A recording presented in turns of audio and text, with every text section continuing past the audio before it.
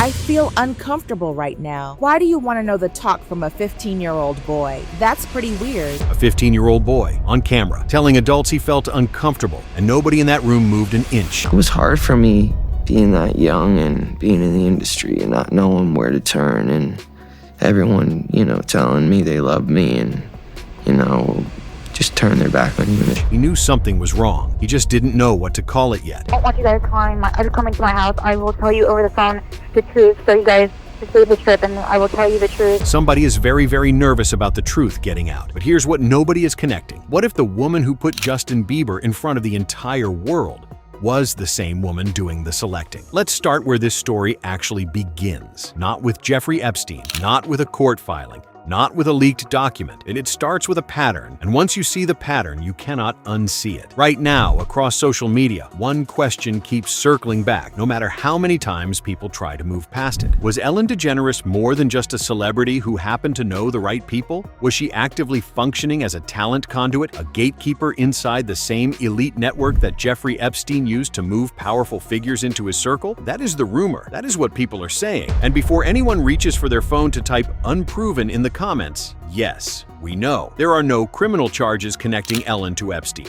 No court ruling, no indictment. But here is the thing: this story has never been about courtrooms. It has been about circles. Who was in the circle? Who got put into the circle? And crucially, who was doing the introductions? And when you look at the names, the geography, the timing, and the behavior, the picture that forms is uncomfortable. Let's walk through it step by step. Epstein's operation was not just about money. Every investigator, every journalist, every victim advocate who has studied this case says the same thing: Epstein's real currency was access. He moved people, he introduced people, he built a web, and the web only worked if someone was doing the weaving at the edges. Think about how Epstein's network actually functioned. He did not personally approach every target. He could not. He needed people on the inside of industries: entertainment, finance, politics, media, who could identify the right candidates, build a layer of trust, and ease them into situations they might otherwise question. In entertainment, that role requires someone with enormous cultural power, someone whose presence alone disarms skepticism, someone young stars would feel honored to know, someone with connections to royalty, to heads of state, to billionaires, and who could walk between those worlds without anyone raising an eyebrow. Now ask yourself, who in Hollywood fit that profile more precisely than Ellen DeGeneres at the peak of her power? Her show was not just a talk show, it was a machine.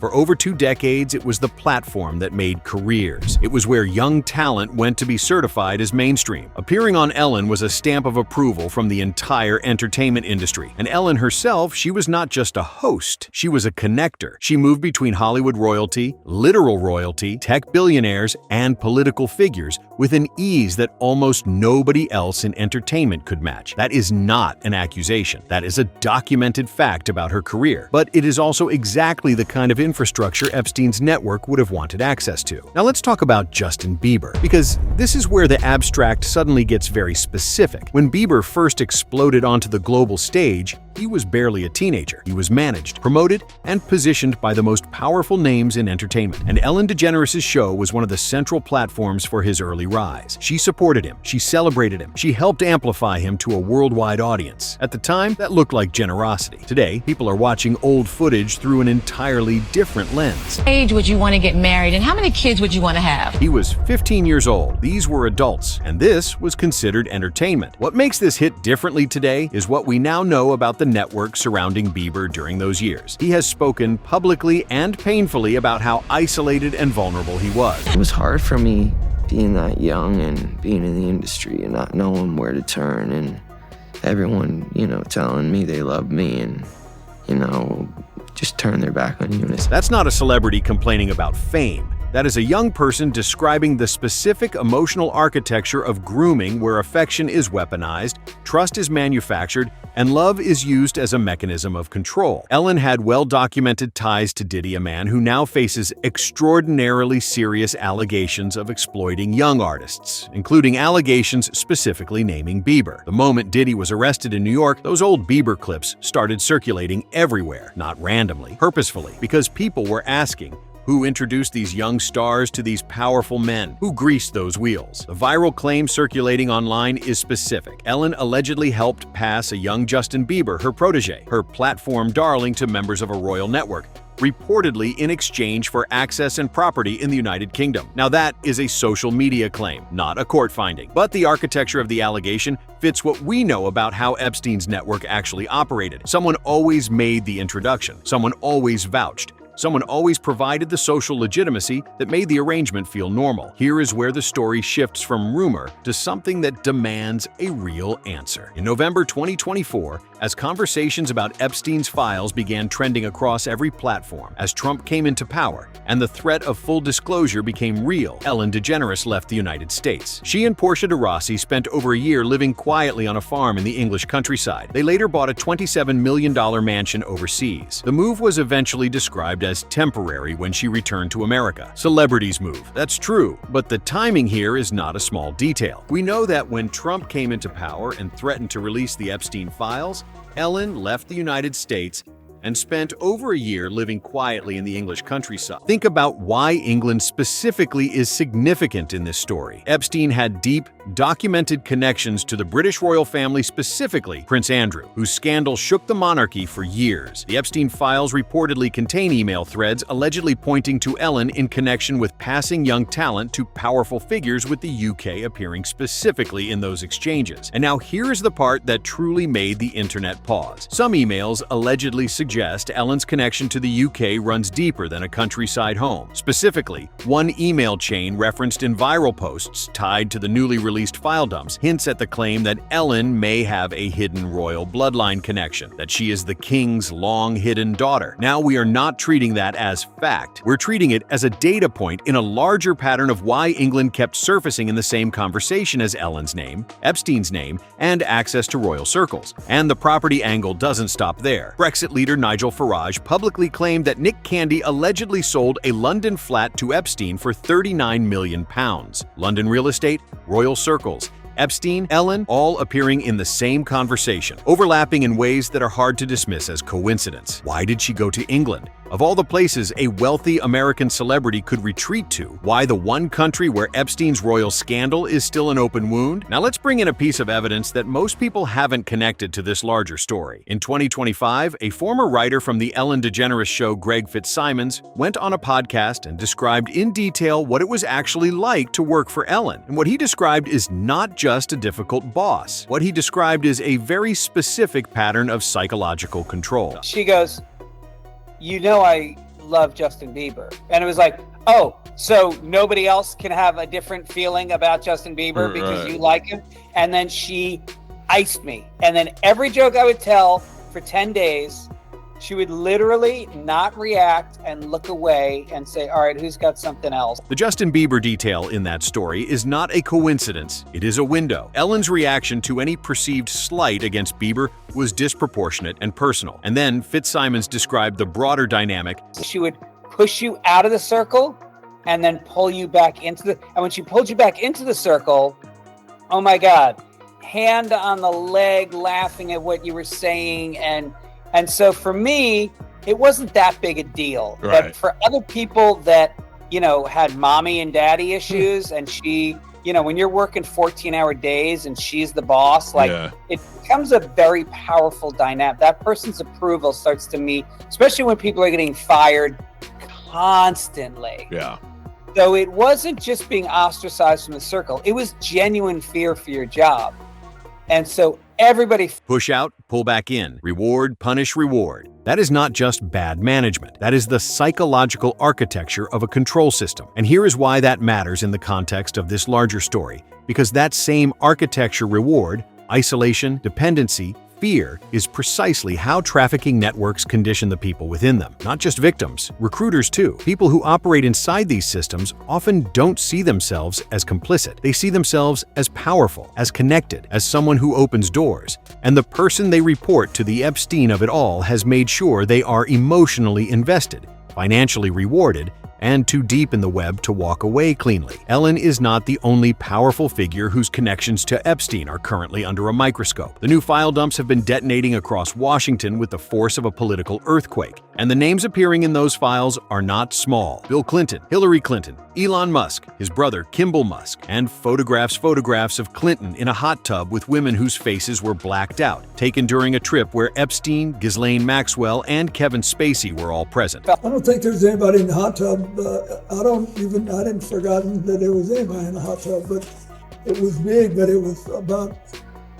Well, He's asking you in the pool it appears area. this photo, there's a girl over here, or there's someone. Yeah, I don't know who that is. He doesn't know who that is. He doesn't remember the photo being taken. He doesn't remember who was in the pool. As the plane took off, he started forcefully touching me in between my legs. And I just freaked out, and I suddenly realized, oh my God, my family aren't going to see me again. These people might kill me.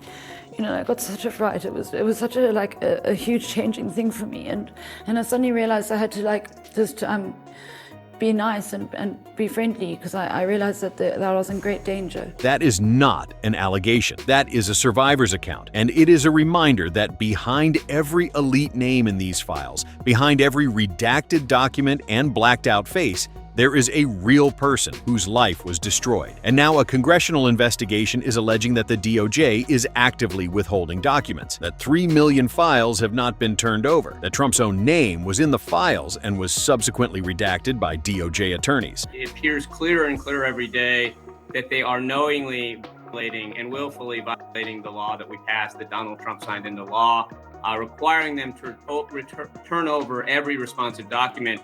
And I want to be clear, just to clarify two things that I think you alluded to. One, Donald Trump is accused of assaulting a child in those memos that you mentioned. Two, that it's not just a few dozen documents that are not being turned over.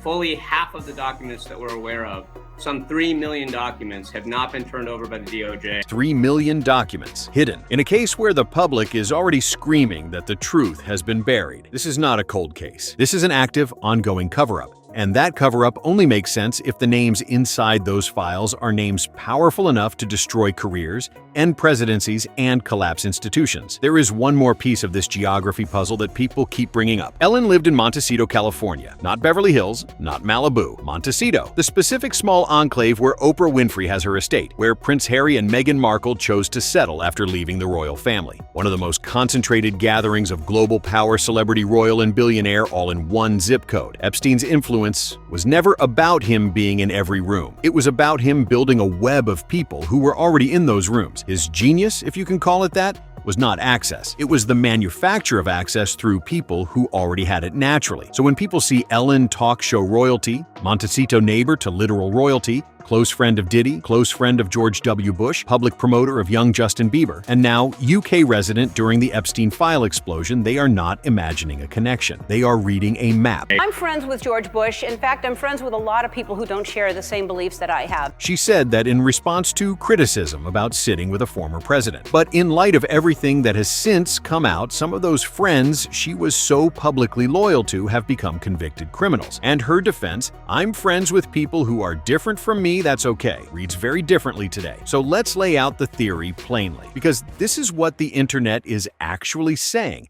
and it deserves to be stated directly rather than danced around. The allegation, and again, this is a social media allegation, not a legal finding, is that Ellen DeGeneres was not merely adjacent to Epstein's network. She was a functional part of it, specifically that she served as a recruiter on the Hollywood side of his operation, that her role was to identify young talent, build relationships with them, amplify their careers, earn their trust and loyalty, and then, at the right moment, facilitate introductions to the powerful figures in the network. The alleged evidence people cite for this includes her documented closeness to Diddy during years when he allegedly had access to young artists, including Bieber, her promotion of Bieber as a child on her platform, the viral claims about emails allegedly implicating her in passing Bieber to the royal family, her move to England, specifically the royal scandal country when the Epstein files began to surface, her psychological control patterns at work, which mirror recruitment conditioning, and her deep, multi-directional connections across politics, Hollywood, royalty, and billionaire spaces. Is any of that a smoking gun? No. Is the constellation of it alarming? That is for you to decide. But here is what's undeniable. The public is asking these questions loudly. The files are being released in pieces. More names are surfacing every week. And the people with the most to lose are the most desperate for this story to go quiet. Ellen is back in the United States now.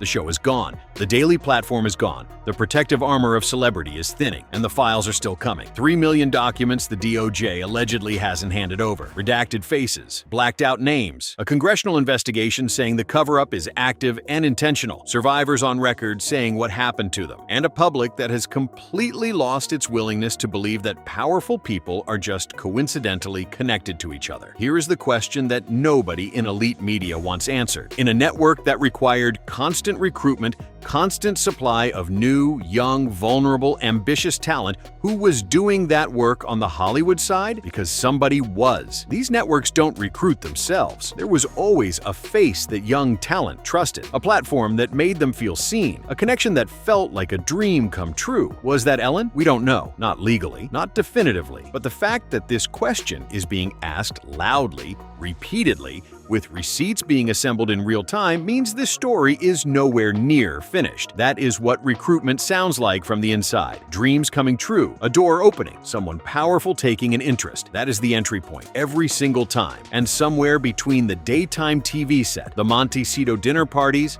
the UK mansion, and the 3 million missing documents, the real answer is sitting, waiting. Whether it ever gets out depends on whether enough people keep asking. So, are people connecting dots that don't belong together? Or has the most powerful woman in daytime television been hiding in plain sight this whole time? Drop your thoughts in the comments. And if you're new here, you already know what channel you're on.